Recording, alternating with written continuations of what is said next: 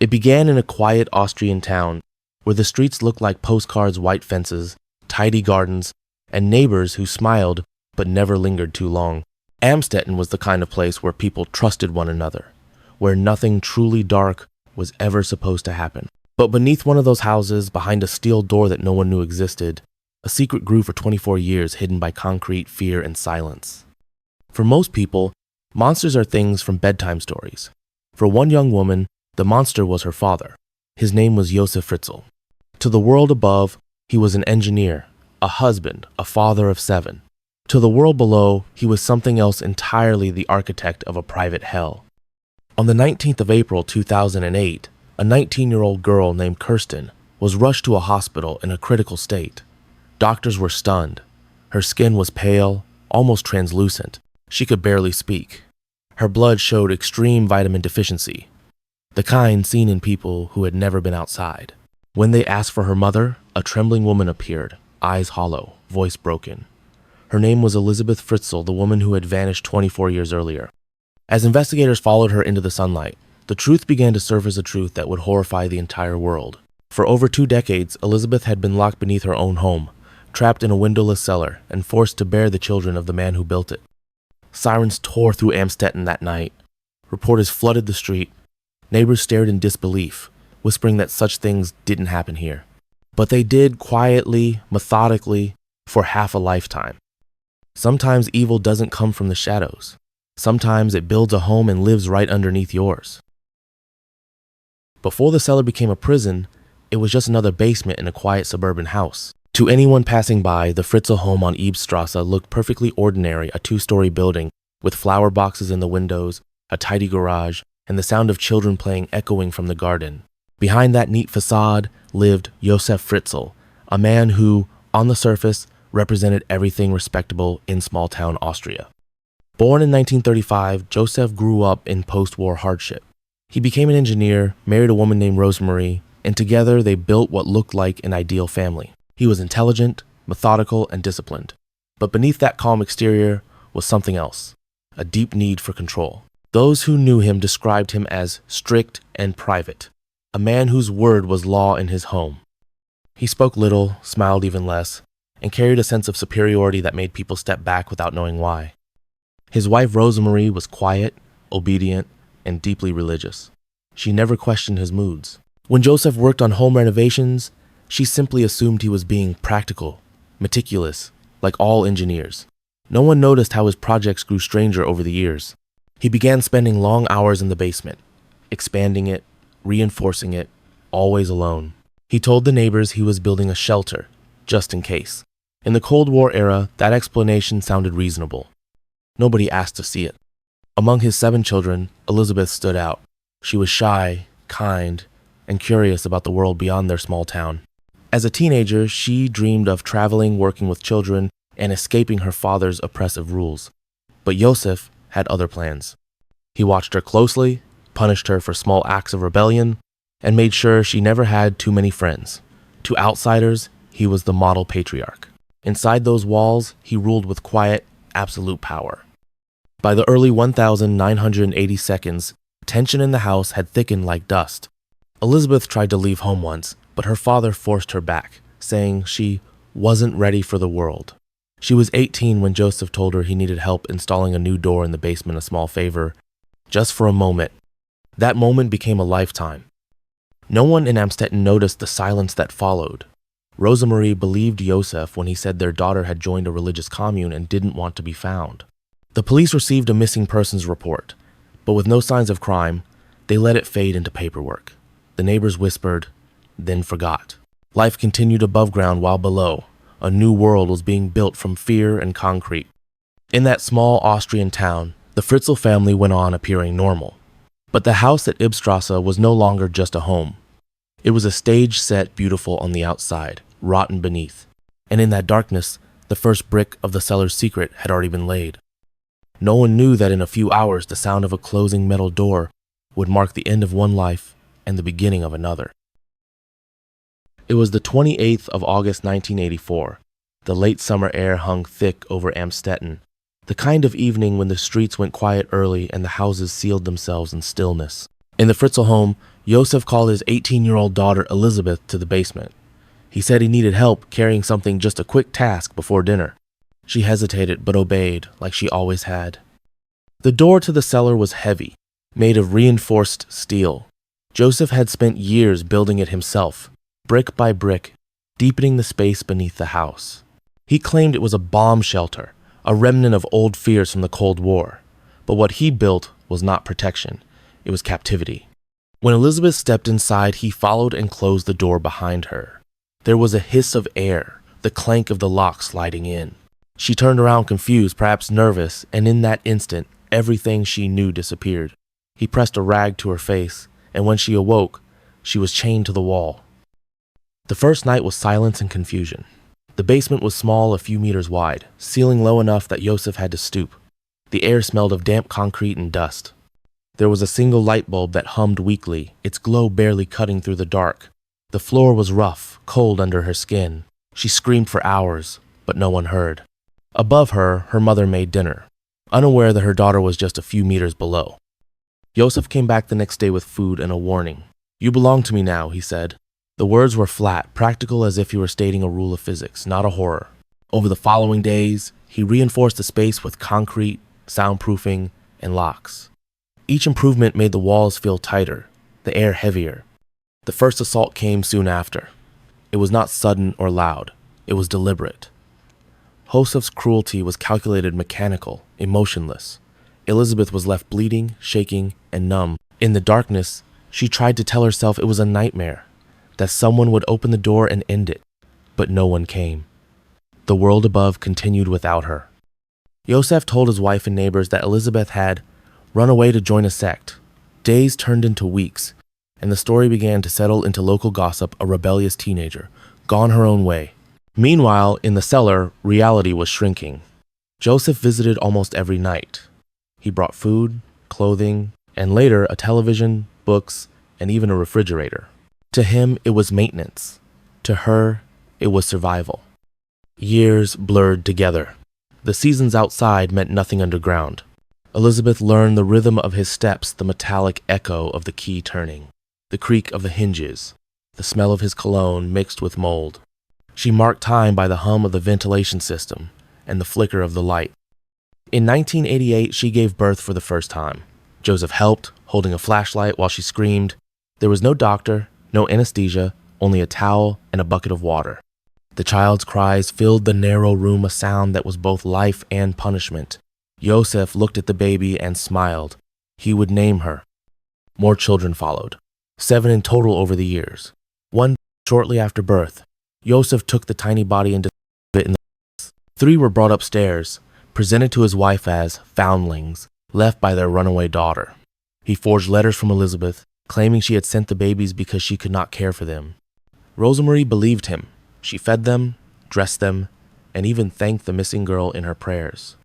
3 others and their mother stayed below. They lived by the glow of artificial light, their bodies pale, their voices low.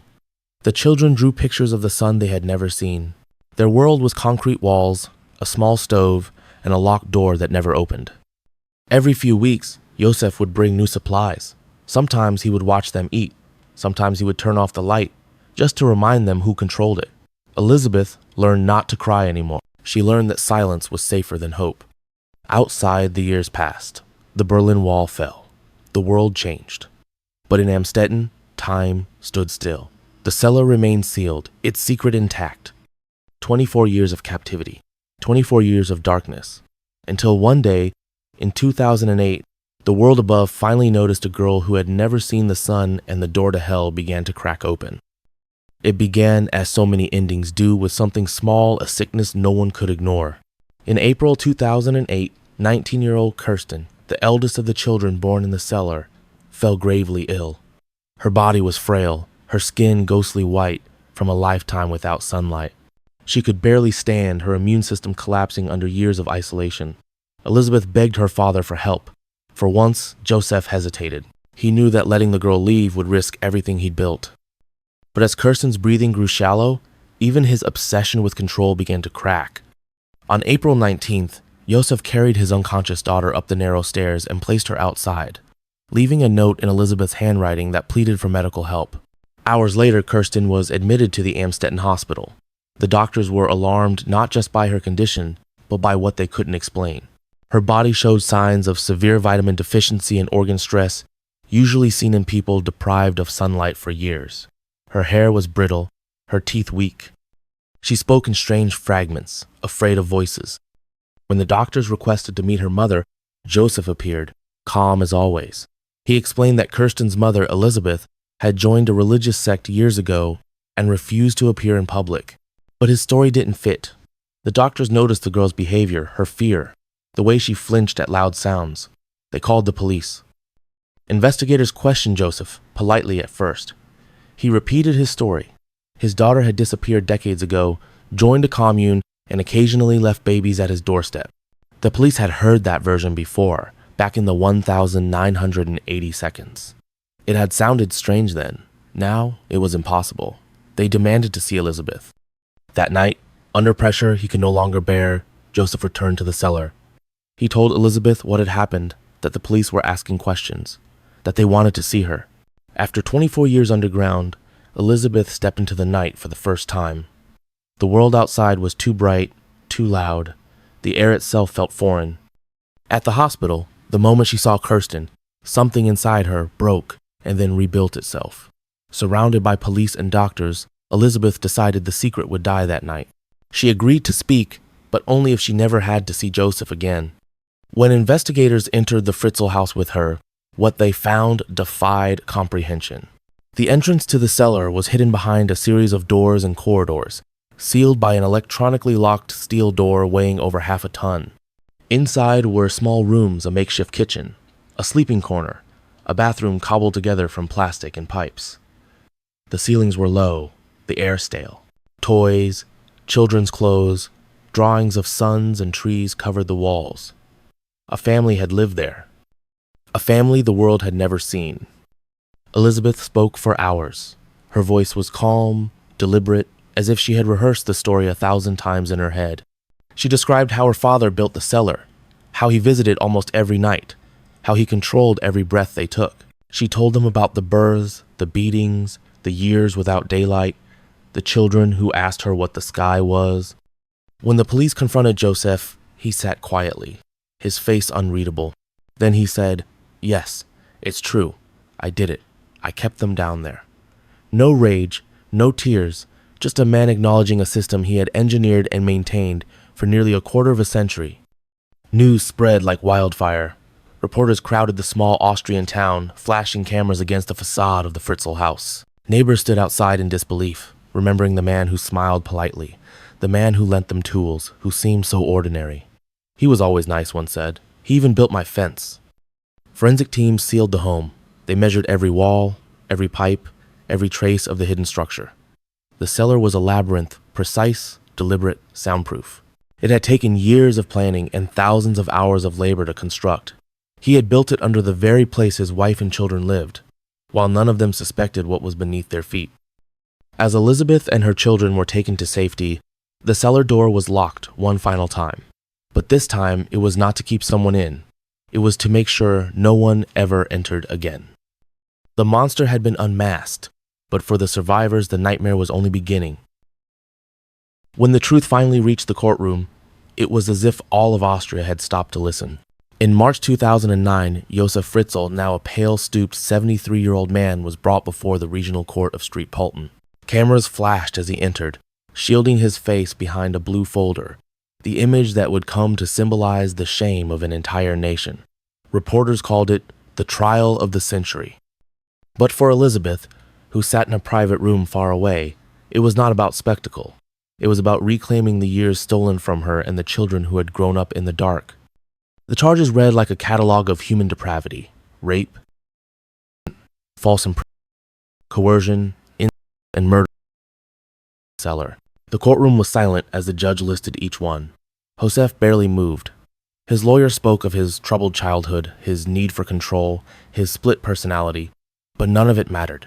The facts spoke louder than any excuse. During the proceedings, Elisabeth faced her father for the first time since the night she was freed. She did not speak, she did not have to. The sight of her standing there, a woman who had endured 24 years of silence, was enough. As her testimony was played to the court, even seasoned officers turned away. Her voice was calm, steady, devoid of anger. "He took everything from me," she said, "but he did not break me." The evidence was irrefutable. The Cellar's blueprints, the DNA tests proving Josef was the father of all the children, the diary entries Elisabeth had written on scraps of paper to keep her sanity, they all told the same story. Psychiatrists described Josef as a narcissistic, authoritarian personality with no capacity for empathy. He had built a double life, a normal man above, a tyrant below. They concluded he was fully aware of what he was doing, that every act had been deliberate, every visit calculated. He had even timed the deliveries of supplies so that no one would notice the missing food or electricity usage. When the verdict came, it felt less like justice and more like the faint light at the end of a long tunnel. Josef Fritzl was found guilty on all counts. The judge sentenced him to life imprisonment in a psychiatric unit within a maximum security prison. He would never walk free again. Outside the courthouse, crowds gathered, holding candles for Elisabeth and her children. Reporters broadcast the outcome across the world, the story now a permanent scar in the collective memory of Austria. Politicians called for reforms, for closer community vigilance, for stronger systems to protect victims of domestic abuse, but none of it could erase what had happened. Elisabeth and her children were moved to a protected facility. The younger ones were introduced to sunlight for the first time, their eyes shielded with glasses because the brightness hurt. They learned to walk on grass, to feel wind, to recognize rain. Simple things became miracles. Josef in prison requested photos of them. His lawyer said he wanted to know how they were doing. The request was denied. As of 2025, he remains in a secure psychiatric facility, old, frail, and largely forgotten. He no longer speaks of the cellar. He spends his days in isolation, a fitting symmetry to the life he once imposed on others. Justice in this case did not restore what was lost, but it ensured one thing: the door that once opened to hell would never open again. When the cellar was sealed for the last time, the world above seemed to breathe again. But for those who had lived beneath it, freedom was not a moment. It was a slow, uncertain rebirth. Elisabeth and her children were taken to a hidden rehabilitation center in northern Austria, where therapists and doctors tried to piece together what 24 years of captivity had broken. In those early months, silence was still their first language. The children, who had never known sunlight, would shrink at open windows. They mistook the chirping of birds for machines. Even the concept of outside had to be taught: the wind, the smell of rain, the way light changes through a day. They were like souls emerging from another world, learning to live again among the living. Elisabeth, now in her 40s, faced a new kind of prison, one without walls, but built from memories. The past lived inside her, the sound of footsteps on metal stairs, the feel of cold air when the door opened, the dread that lingered long after it closed. Yet she refused to be defined by him. She focused on her children, teaching them kindness, patience, and the truth that they were born in darkness, but not made of it. Austria, as a nation, grappled with the aftermath. How could something so monstrous have gone unnoticed for so long? Neighbors questioned their own blindness, their willingness to accept a man's strange habits without curiosity. Governments strengthened welfare and child protection systems, but the unease remained. The case became a mirror not just of one man's evil, but of the comfort of ignorance. Documentaries and films would later try to reconstruct the unimaginable. Psychologists studied the case to understand trauma, control, and the human mind's capacity for survival. But the true story, the one that mattered, belonged only to Elisabeth and her children, their quiet journey toward reclaiming life. In 2013, it was reported that Elisabeth had built a new home with her family, under a new name, guarded by trees and silence. She no longer gave interviews. She rarely left her village, but those who have seen her say that she smiles sometimes, not often, but enough to know that she's still here. Meanwhile, the house in Amstetten still stands.